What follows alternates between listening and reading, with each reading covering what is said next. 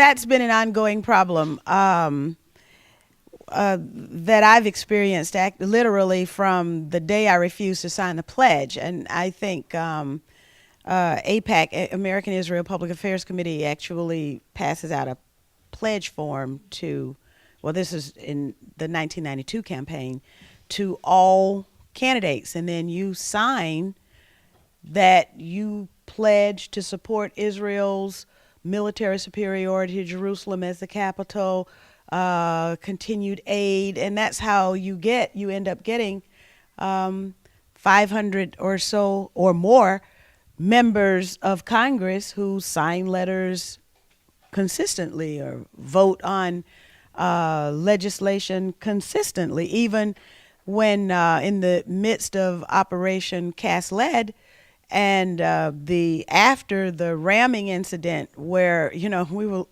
literally left out there to die, the Congress voted to support Israel and their right to assault Gaza. So, yes, self-defense with F-16s, nuclear weapons, white phosphorus, depleted uranium. You know, the world's fourth most powerful military nuclear triad. It's self-defense against people who disarm the rockets so that they can go farther.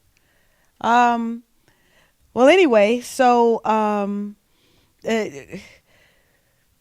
there was one couple dealing with the whole issue of being labeled an anti-Semite. There was a couple, I believe they were in Colorado. They were having a feud with their neighbor because the dog would come over and poop in their yard. And the fight escalated to the extent that the Anti-Defamation League put out a statement saying that this Catholic couple were anti-Semitic because the dog's owners just happened to be Jewish. And this Catholic couple in, you know, like their 80s decided that they would fight back, and they filed a lawsuit against the Anti-Defamation League, and the Anti-Defamation League was forced to pay $8.5 million to them. So what I began to do then was to threaten to file a lawsuit.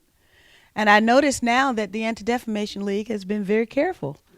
They say that I associate with people who have known anti-Semitic views. But they have become very careful now because there is some accountability in the way you just throw this label of anti-Semite around.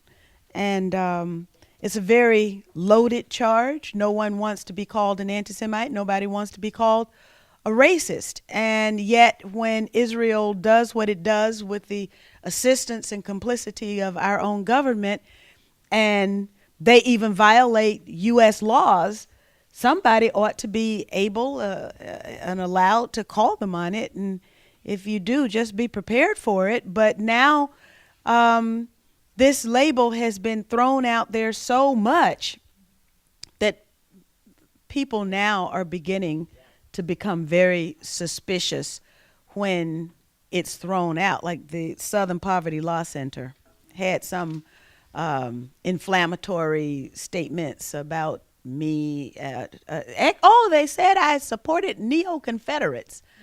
Now, you know, I spent a whole lot of time in Georgia fighting neo-Confederates who happened to be a part of the Georgia government.